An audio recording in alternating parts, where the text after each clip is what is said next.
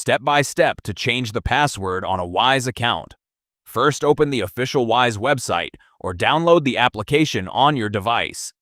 Enter your email and current password or use biometrics to log in to your account. On the home screen, click on your profile icon located in the top left corner. Select the Settings option from the displayed configuration menu.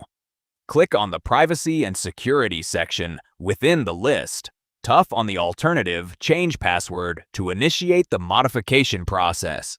Enter your current Wise account password to validate your identity for security purposes. Create a new strong password respecting the platform criteria of capital letters, lowercase letters, numbers, and symbols. Reject obvious combinations such as your date of birth or sequential numbers. Enter the new password, exactly the same in the confirmation field located just below. Click on the Change Password or Save button at the bottom of the smartphone screen. Enter the 6-digit verification code sent via SMS or to your registered email address if prompted.